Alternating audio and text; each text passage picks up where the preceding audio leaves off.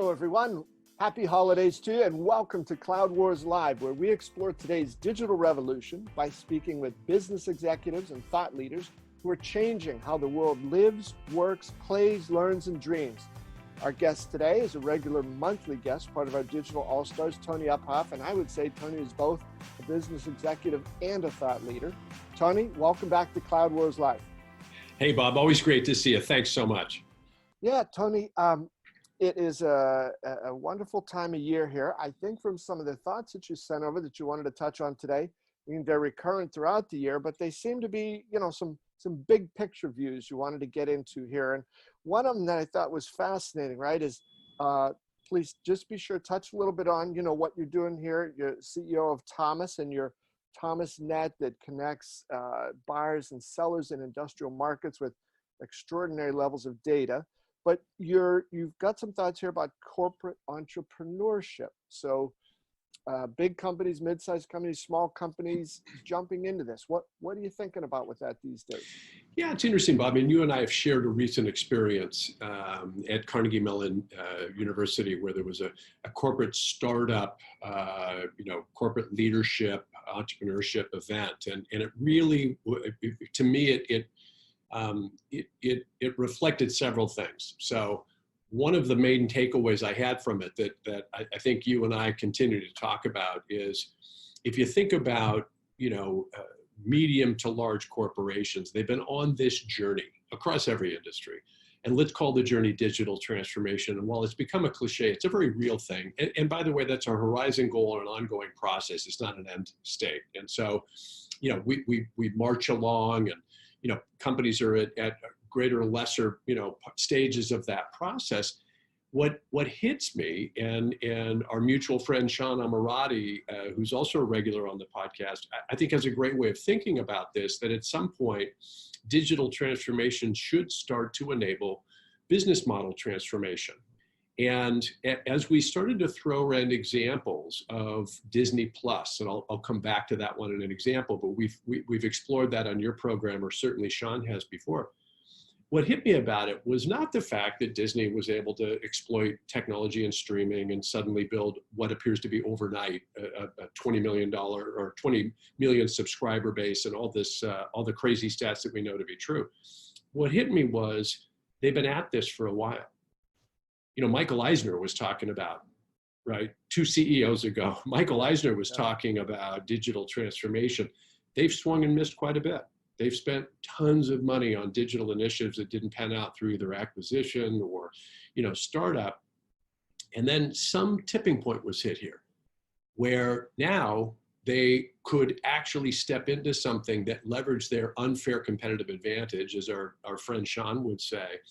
And they are now starting to accelerate in a digital arena in a way that I would argue maybe some of their competitors didn't even begin to think about and sort of thought, we'll leave theme parks and box office to them. We'll handle the streaming and all that kind of stuff. And I think it's a fantastic example. And it's got me thinking a lot because I see it in our part of the marketplace. We see a lot of, I'll use the term traditional manufacturing companies that, they've been at this digital transformation across their factory floor for a while.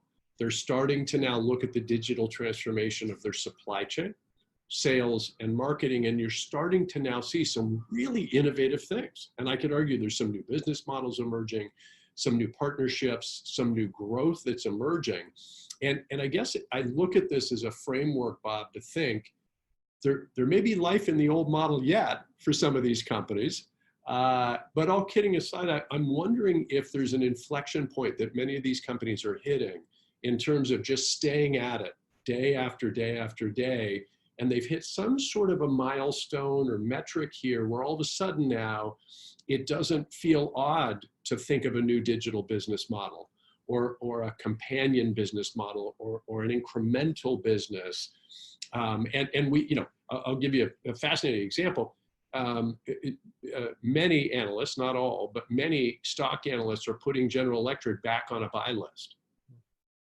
Now, it was not that many years ago that General Electric was running television ads that they were a software company and trying to recruit developers, and people thought, wow, look at this modern company. And then the whip came down, they changed out CEOs, they had to kind of retrench their model. But what didn't go away is all those investments in time and energy that they made in digital transformation. And I'm not suggesting, therefore, GE is making this dramatic now new business model shift. But I think a lot of what we're starting to see come out of GE is a reflection that they have put that time and energy into. And I think there are other examples we could find. We see it in, Bob, so many small to medium to large size manufacturing companies where these light bulbs are going off. And so, long way of saying, I think this idea of corporate entrepreneurship may very well be something that we see sweeping across a renaissance of it, by the way, in a range of industries. Tony, that's a fascinating perspective. And I think, you know, one of the issues you raised there is it comes about a little bit right to a point of view, and not just from the top executives in the company, but throughout. Can companies get out of this notion, right, of saying, of this mindset that, I don't know, sometimes popular media jumps on this, like the old guys or what they call legacy companies, you know, they're done, their history, they can't move as fast. And if those big companies allow the game to be played on a field where only short-term speed and startup and digital stuff is the only currency, yeah, then they're going to lose. But what is some of these larger companies start to think about? I have relationships, you know, with the biggest companies in my industry in the world. I have trust with them. They've invested in me over time. I've got R&D facilities. I've got global, you know, so on like that. And it's almost like the power of incumbency is something those big companies have to fully embrace, along with this notion, as you've described it, Tony, of coming up into the modern world, building on the experiments that have been made over the last 5, 7, 10 years or so, and never losing sight of this. It's not a special project. It's part of how they operate. And the companies that can blend those two together, they are going to be that, you know, hog on ice that, you know, once it starts moving, you just try to stop it. Well, and isn't it funny that we're sitting here thinking, man, it almost looks like we're seeing elephants start to dance. I mean, this is really a remarkable thing in my mind. And I think you phrase it really well, Bob, where I think what happens is during periods of disruption, which, boy, it feels like an ongoing phenomenon today versus, you know, periods. But if you actually look at them, they tend to go in cycles where there's a disruptive series of technologies that come up, and then it kind of flattens out for a little while, and then we have another one, right? You know, we're going through a series of step changes, certainly in the industrial markets today around Industry 4.0 and, you know, digital technology converging with, you know, traditional industrial products and services. But I think you touch on something that's incredibly powerful, which is it's not either or, it's the additive nature of that. And I think that's the key here, because if I let go of some of my biggest strengths, which under the harsh glare of a fast-moving startup might appear to be weaknesses, but if I give up on those and then I try to emulate the startup, you know, it's a bit of a fool's mission in retrospect, but we all get seduced by this. The other thing to bear in mind is you were talking about, you know, the benefits that, you know, if you flip around legacy we think of sometimes as a bad word. Legacy is not necessarily a bad word. If legacy means you put your head in the sand and you don't pay attention to disruptions, then it's a horrible thing. But I think if there's a legacy that's a deep and profound connection with customers, a long historic track record of dealing with the complexities of technical adoption and serving customers and those types of things, those are attributes that are really, really powerful and I think could be beneficial. The one other thing I would note here, Bob, and you and I have talked about this before, and I'll use streaming as a great example. What's not completely clear yet is if you take a company like Netflix, I don't know what the current metrics are, but it's something like I spend $1.50 to generate $1, right? So this is the equivalent of I feed that money into a vending machine and then I get a customer that comes out. But it, you know, if I stop feeding money into the vending machine, the customer stops, right? Or not. We don't know yet, right? You look at Uber, you look at, you know, there's a lot of these types of models out there. You start to look at some of these legacy companies that have got experience and have got relationships. And now that they appear, some of them, not all, are on the right side of harnessing the power of some of this technology to their existing business models and then ancillary incremental services and products on top of that, we may be seeing kind of an interesting, I wouldn't call it a shift, Bob, but I would say I think we might actually be seeing an interesting era in the way some of these corporations can compete. Yeah, yeah. And Tony, I wonder if it's almost like they found a new gear that they can get into Yeah. if they put some of these things together. And I'm going to go back a little bit of ancient history here, but whether it's 12 or 15 years ago, but it's somewhere in that range. But I had a chance to go down to visit the Dell manufacturing plant just outside Austin. Yeah. And we were standing sort of up above this floor. I don't know how many football fields the whole giant assembly place took up, but it was massive. And one of our hosts from Dell said, on that big bay door over there, it seemed like it was about a half a mile away. That's where the parts come in. And then that one over there is where the finished products go out. And we don't know what we're going to be making till that morning when the orders come in. And I said, wow, you must have a fantastic inventory control machine and all that to get all this here just in time before it comes through. And the guy looked at me like I was crazy. And he said, no, he said, we don't own the stuff until it passes through that door. He said, somebody else carries all that. As soon as it passes through, the ownership switches over to us, and then it goes out this way. That was 12 or 15 years ago. And it just required a company like that to think in a completely different way, change those models.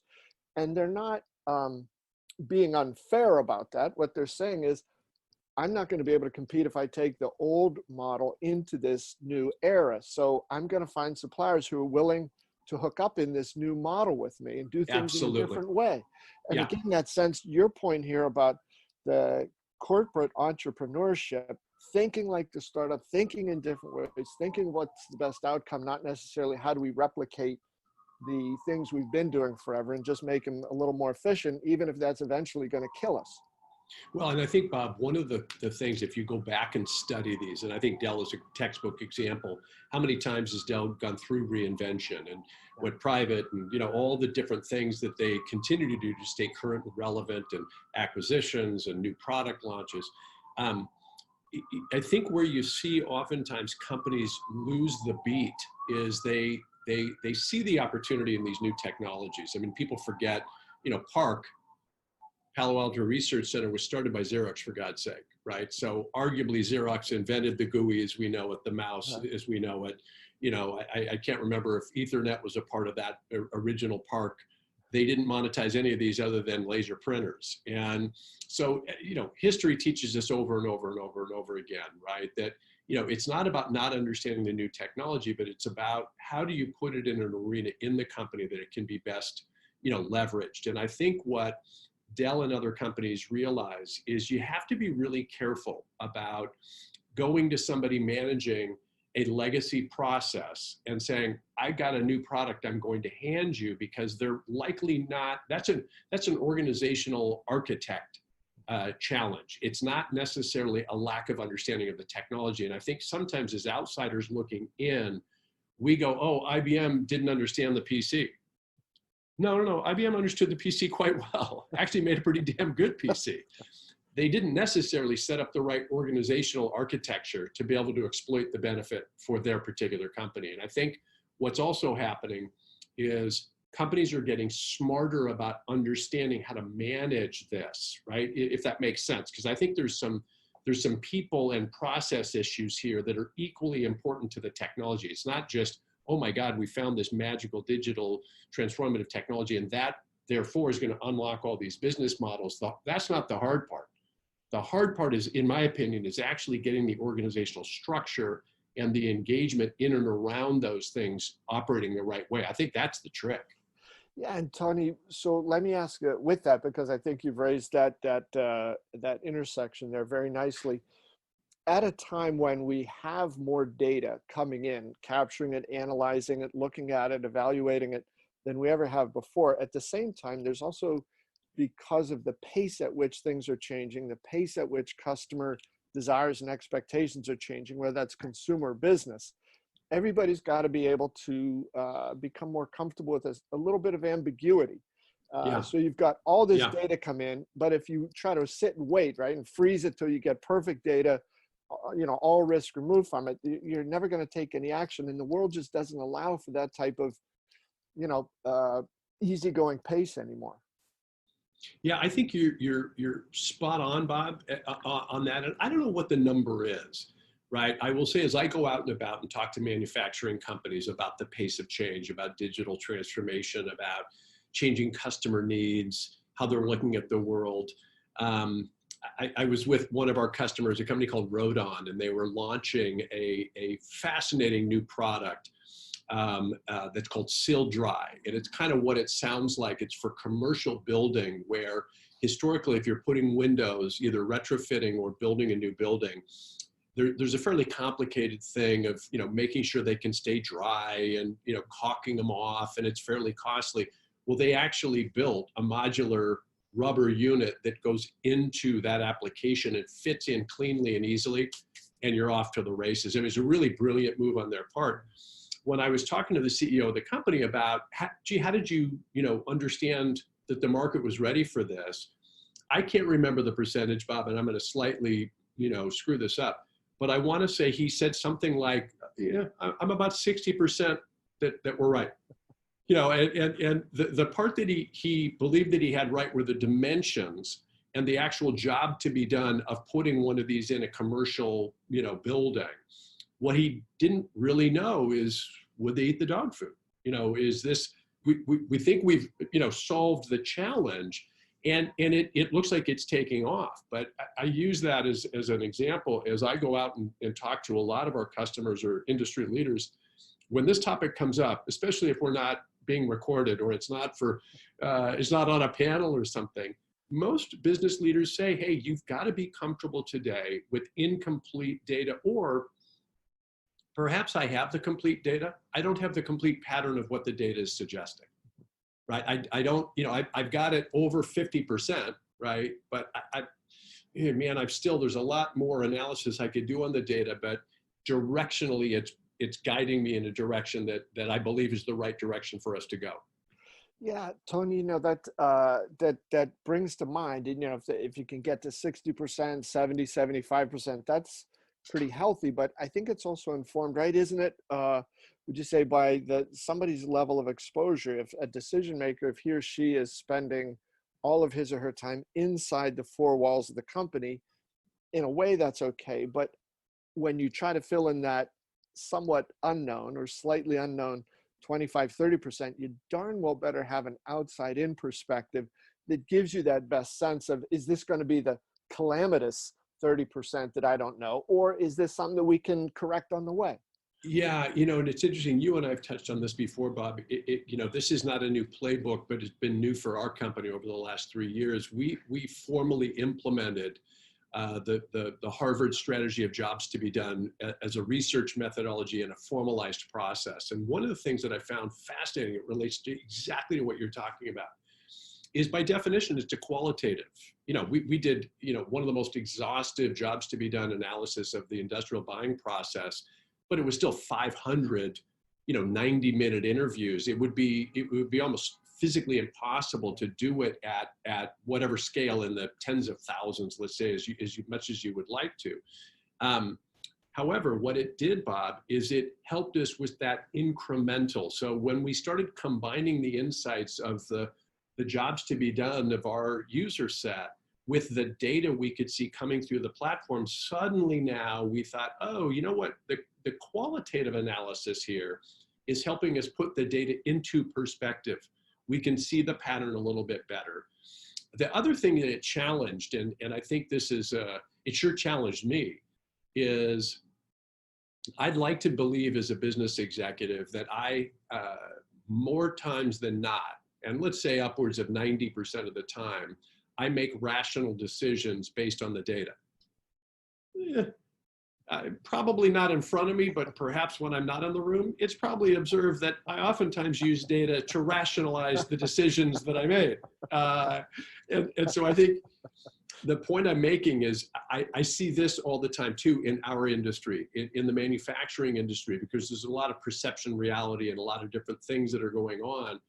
As data is becoming more user-friendly, more ubiquitous, more that we can start to make decisions based on it, I still see a tremendous amount of people making the same decision and simply using data to rationalize it, or to rationalize their cognitive bias or experiential bias, or worse yet, sunk cost bias, as opposed to really using it to, hey, is there something changing in my prospective customer or with my current customer, and what are those jobs to be done? So it's fascinating. I think it'll be amazing to watch the impact of this era of data on business with hindsight.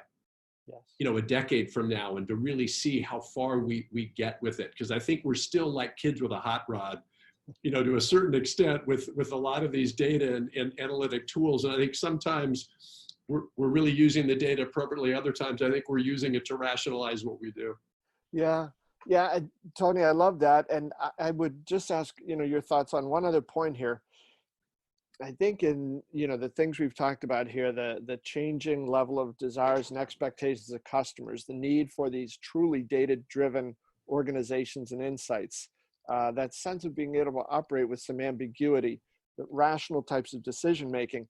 If those are your objectives, but you take to that initiative, or you take to that new undertaking, that old-fashioned organizational model you talked about, where there are departments and silos, where you cannot avoid people seeing incomplete parts of the picture.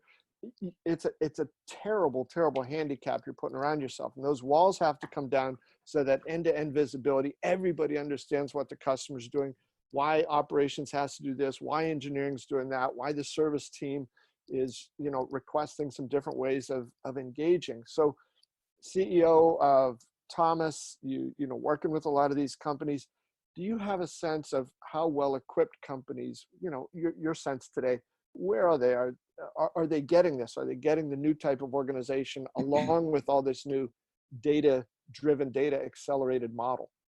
I would say, broadly speaking, and I'm generalizing certainly, but broadly speaking in the manufacturing arena, I'd say it's early days in that regard.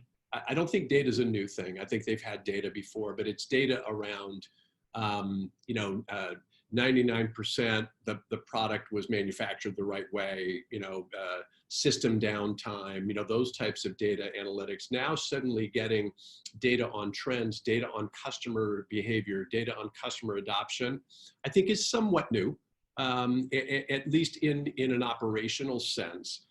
I think the other thing, and you and I have touched on this before in our conversations, I use this phrase about, from interest to invoice, and having a connected, view of that.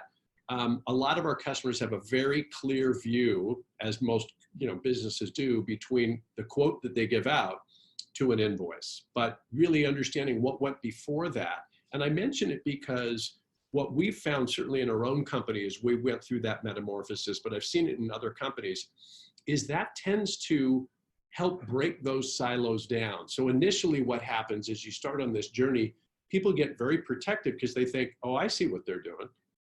They're going to replace me, or they're going to, this whole collaboration is a gambit to, so-and-so is going to take, or that other division is going to take our project, or whatever the heck that it, that it might be.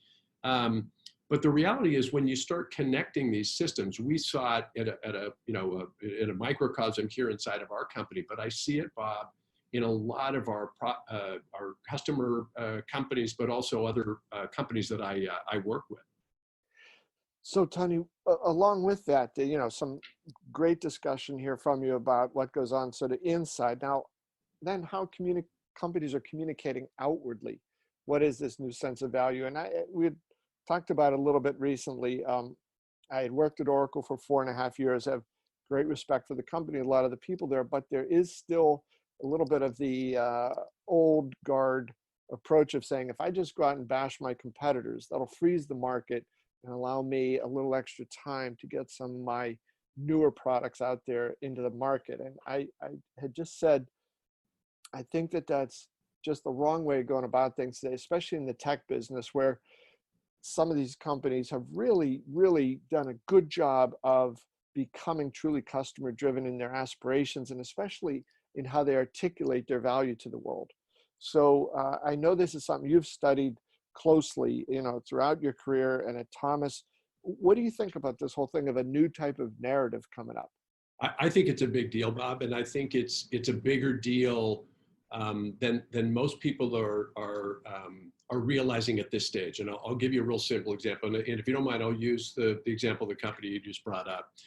My day-to-day engagement with Oracle was really back in the 90s, when I was coming of age in the publishing industry, and they, just like they are today, they were a, large, powerful company. Back then, they could dictate the narrative, and the narrative was about the speed of the database. And my database is faster than your database. And because this was not new technology, but at an enterprise level, we were adopting these technologies quite quickly. That was a narrative that was worth, positioning around. And it was also something that customers, to a greater or lesser extent, paid attention to. And then we started to see the market move a little bit around, hey, I'm using this technology towards a business use case.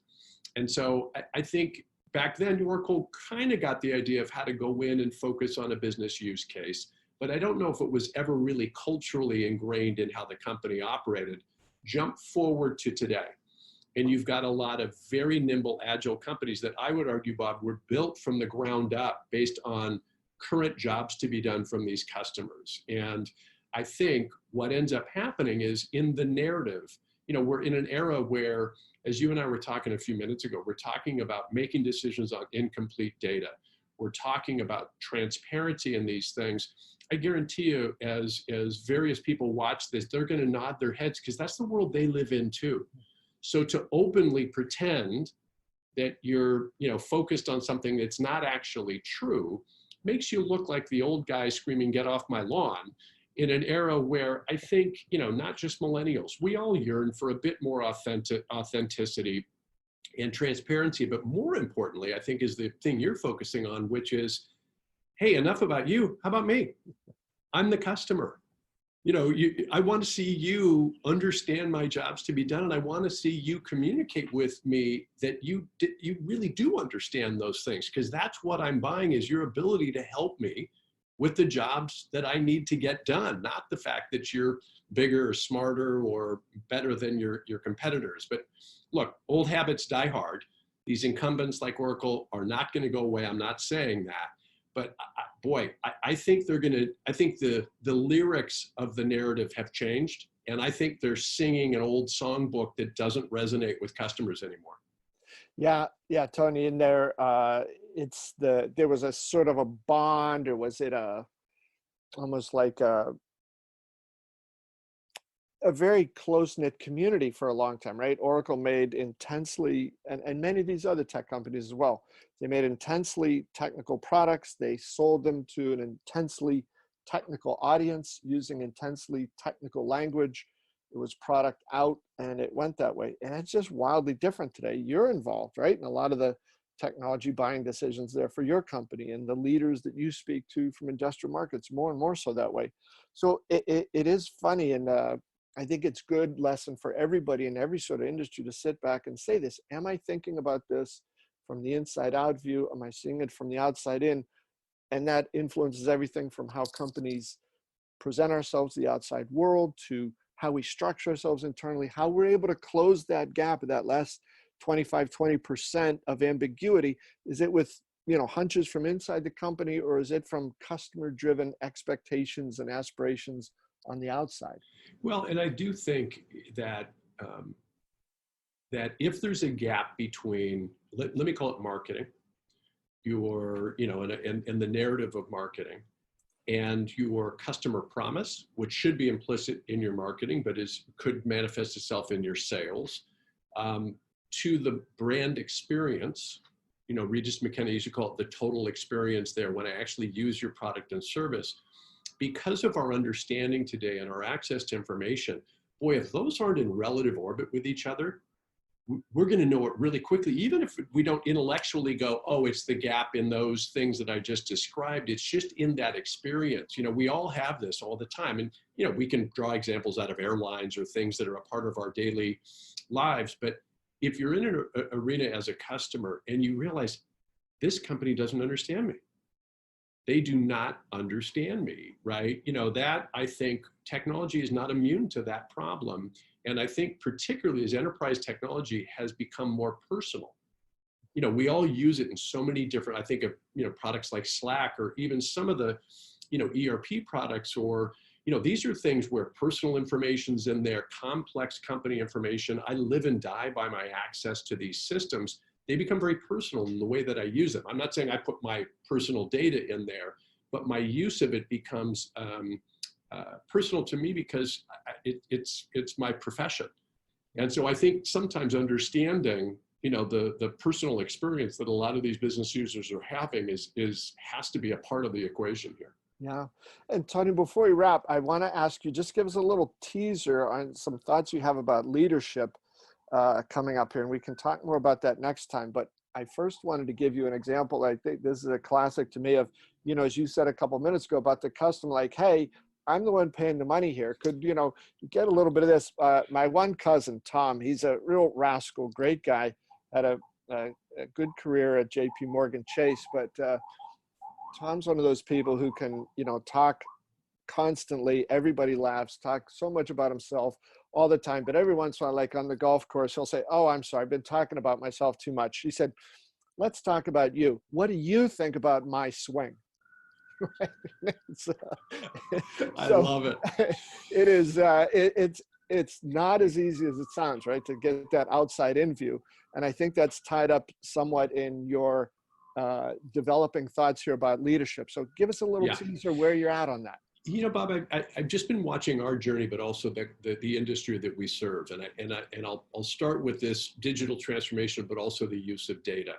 And I think what's starting to happen more and more and more is I'm seeing a lot of companies, clearly it's happening at Thomas, that as we get more facile with data, as we understand where to push the data to best benefit, to enable people, it's forcing us, and I'm watching this in the industry we serve, to rethink what management is.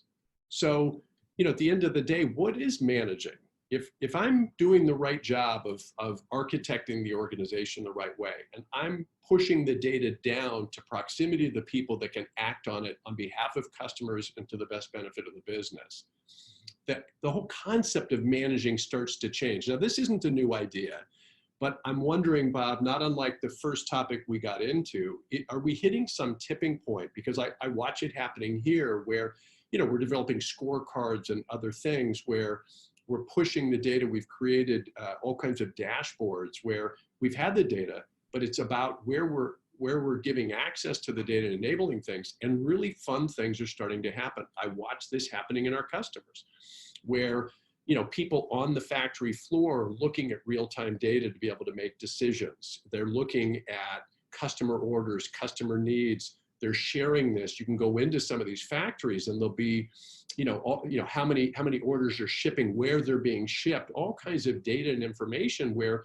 you walk around and everybody's on message, if you will. Everybody knows what's going on. And so, for another time for us, but I began to really think more deeply, or as deeply as I ever think, around this idea of where does this go and what happens over time in how we train leaders today.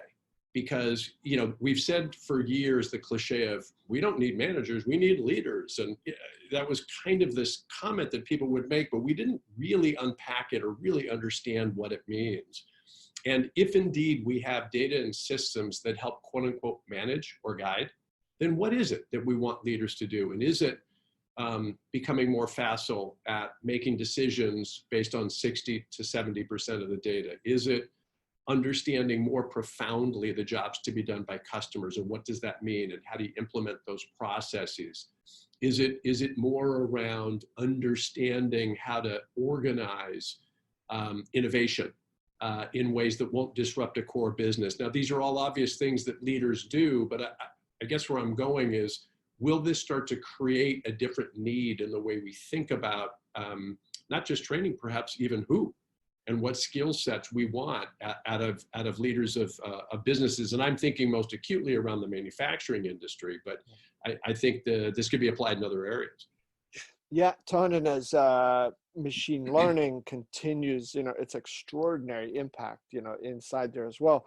As you were describing that, people on the shop floor, the things they're doing, the data they're seeing, their awareness of what's happening all around them, sort of like on that end-to-end basis. And then you have sort of the old-fashioned guy, walks in with a clipboard and says, "Hey, so Jenkins, where do you stand on your quota? Are you meeting your numbers?" And, looking like you guys just, came out of the prehistoric cave somewhere. So what a time. One of the things that's been bandied around is, are the CEOs of tech companies of the future liberal arts majors. Mm-hmm. Because and not to make a commentary about education, but just, is it more about, I need to understand the job to be done for Bob Evans and understand how to organize around that, than it is about, I understand uniquely how to engineer a component that goes into a carburetor that therefore goes into a car. And both are critically important. But I think a lot of what you and I are touching on is these are, it's hard to describe these skills. And I'm going to guess that some of this data is going to lead us into areas where it's going to reflect the need for new or different skills, and or highlight the skills of people that perhaps haven't always been in leadership positions. So you're telling me that 40 years ago, when I graduated with my liberal arts degree, I should have been the CEO of a tech company. I'm telling you that now. I'm telling you that now. There's still time, my friend. There is still time. Well, that is a great place to jump off, Tony. It's an optimistic, upbeat start. I thank you for that. And of course, for the entire discussion today and in all of our Uphoff on industry discussions. Really good stuff, Tony. Thanks a lot. Hey, Bob, thanks as usual for having us on, and look forward to talking again soon.